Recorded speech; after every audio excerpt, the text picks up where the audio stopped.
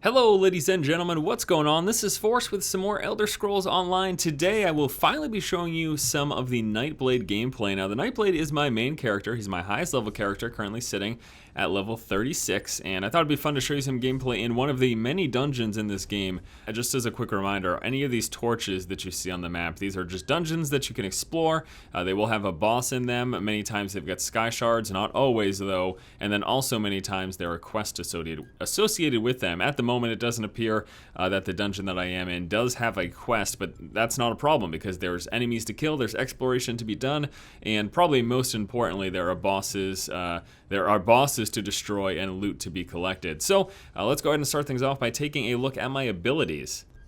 Okay, so first and foremost, this is again a higher level character, level 36, only about 14 levels away from the max level, which is 50, and then we'll be working on veteran ranks. But what that means is that being past level 15, I've got the ability to weapon swap. So this gives me two different hotbars with which to work. Now you can use duplicate abilities and just have different weapons. In fact, my number 2 slot is the same for both setup. But beyond that, I've got a bow focus, which is where I do a lot of my combat, but then I've also got a melee focus here with a two-handed weapon skill line. So these are the two weapon skill lines that I have been focusing the most in. You can see the bow is nearly maxed out at this point. I still have a bit of work to do on the two-handed. It's something that I just recently picked up about 7 or so levels ago, so I'm just continuing to make my way through it, but this one will eventually be maxed out as well. I just thought it'd be fun to try this setup. The cool thing about two-handed weapon, obviously it's a melee DPS, but it also has a little bit of splash damage. We've got this passive like Forceful that makes your light and heavy attacks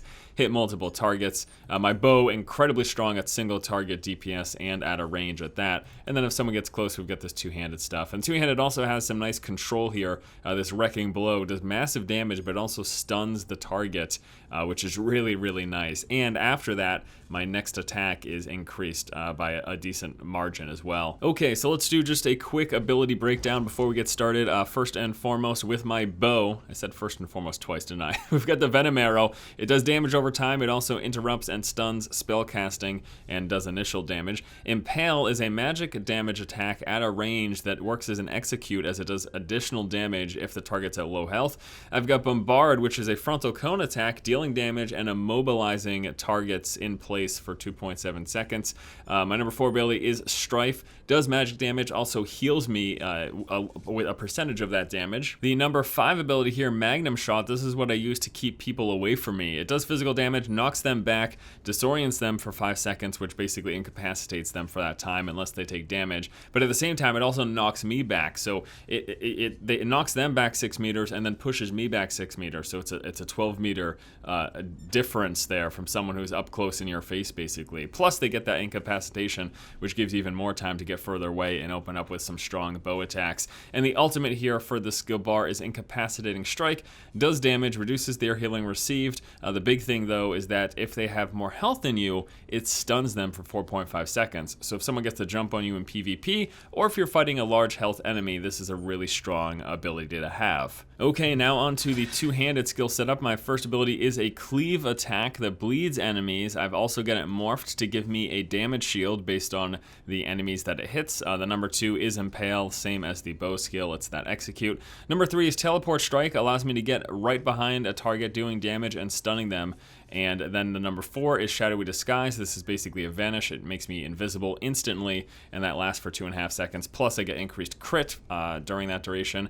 And then Wrecking Blow, my number 5, that's that big damage dealer that stuns and increases the damage of my next attack. And then lastly, the ultimate here for the two-handed, really cool area of effect damage, stuns targets in the area, plus it is morphed to give increased damage. It does extra damage to my closest nearby target as it tethers me to them. So again, the idea is that when I'm having my two-handed weapon, when I'm engaging in combat, I'm going to be close to my enemies, so something like Soul Tether to control them, deal a bunch of damage, is a nice ability to have. Okay, so that is the skill setup.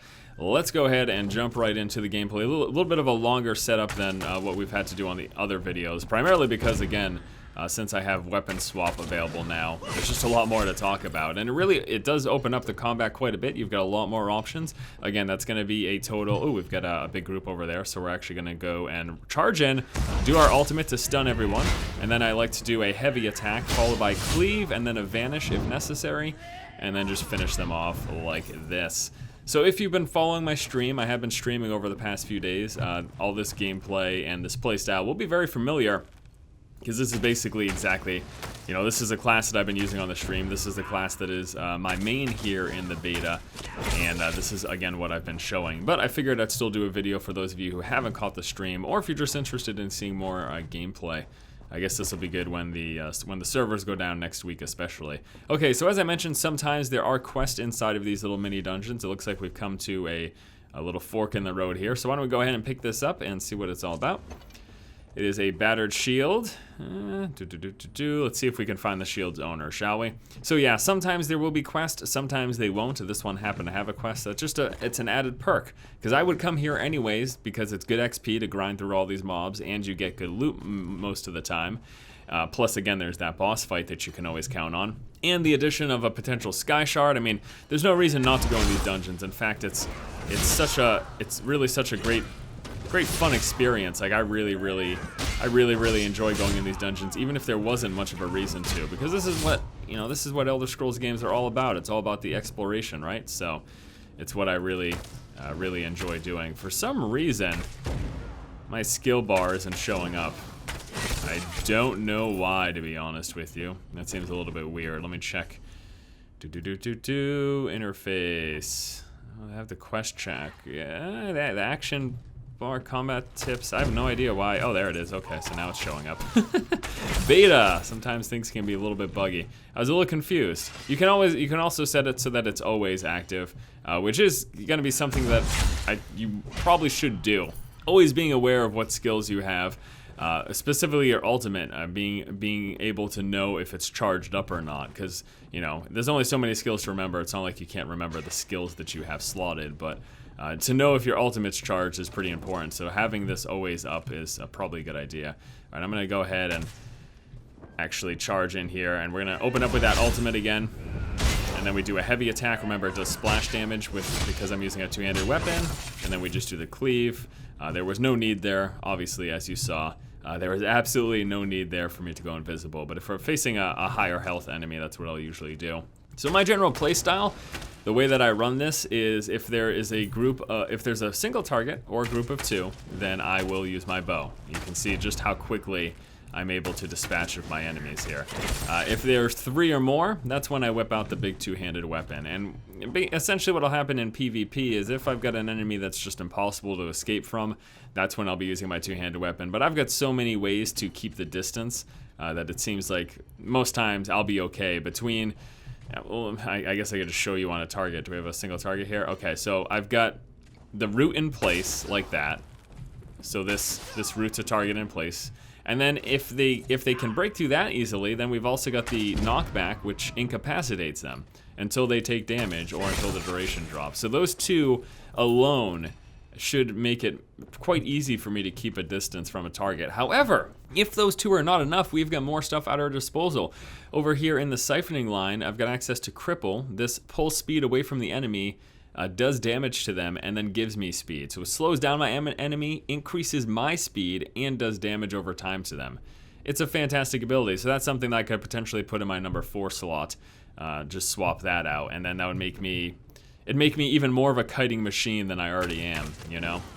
It's kind of crazy. Something else I want to try to do as well with these videos is mix it up a little bit, specifically in... Oh, there's the captain. So this is the guy. Consider him the end boss of the dungeon.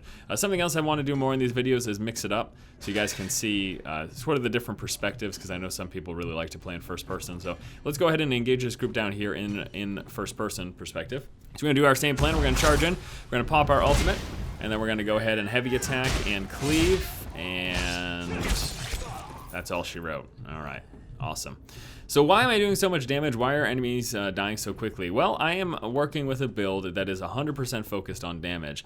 Most of my damage skills are weapon-based, and that means that they are going to be scaling off of stamina. And as you can take a look at my character stats here, I've dumped all my points into stamina. A majority of my gear is stamina-based. I have hit the soft cap for both stamina and stamina recovery. This basically means I am near the most damage I could be doing. I've got no focus on health regeneration, anything like that.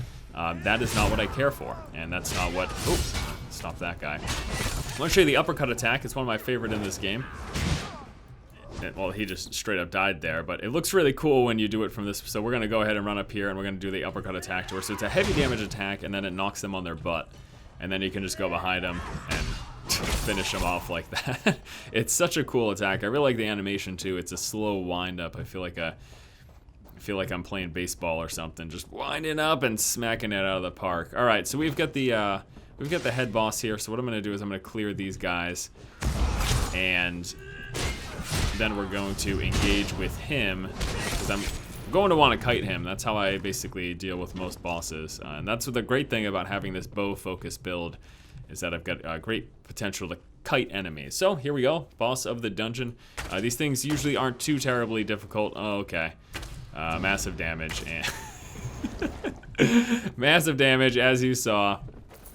He went down very quickly. If you have watched any of my other videos, though, you will know that there are definitely very tough mobs in this game, the equivalent of elite mobs in the outdoor areas, specifically any of these skull and crossbone things. They're just very, very tough to very tough to kill, and most times can't be done solo.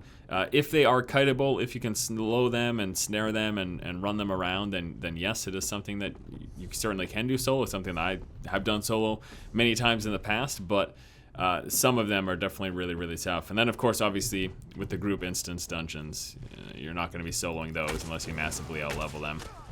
And that's the other thing, really.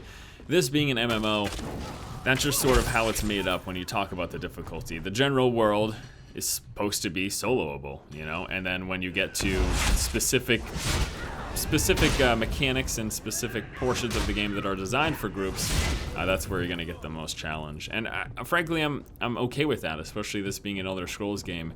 People are going to want to experience this solo because that's how a lot of people do play Elder Scrolls games. So you're going to say, well, then why make it an MMO? Well, because there is still group content and there's plenty of things to do with the group, especially PvP. And speaking of which, PvP is something that we will be covering at some point in the future. I hope to do it sooner than later. No promises as to a timetable or anything, but all right, let's take out these three guys with the bow and arrow. You know, typically I engage these guys with the sneak attack shots from behind, especially on a light armor character like that caster. The damage is absurd. I mean, as you clearly saw there, pretty much just one-shot that guy. Not even pretty much. That's exactly what happened. We one-shot that guy. Okay, so I guess that'll do it. Again, I just wanted to show you guys a bit of gameplay here with the Nightblade, talk with you a little bit about the class and how the game's been going. Still having a great time with this. Do we have a Sky Shard over here? Yes, we do. Let's go ahead and pick that bad boy up. Love the Sky Shards. Extra points for your skills to do what you want. To do with what you please. All right, guys, thanks so much for watching. Stay tuned for some more ESO coverage coming up in the future. I plan to start doing probably some dungeon coverage. I think especially once I hit level 50, I'd really like to show you guys what the veteran dungeons are all about. So that shouldn't be too much longer in the future. Stay tuned for that. Going to be a lot of fun. Thanks again for watching. If you like the content, please subscribe. Keep watching and keep owning. Let's do this. Let's switch it up. Gonna charge on in. Gonna pop my ultimate. Oh, everyone's all around me. We're fine. That guy's dead, and that guy's dead. Awesome. All right, we're gonna do the uppercut attack. What are you doing? You're gonna do it? There you go. Did he? I thought that thing one-shot him. I was gonna laugh really, really hard. Oh, it's going invisible. He's trying to throw stuff at my face. No, thank you.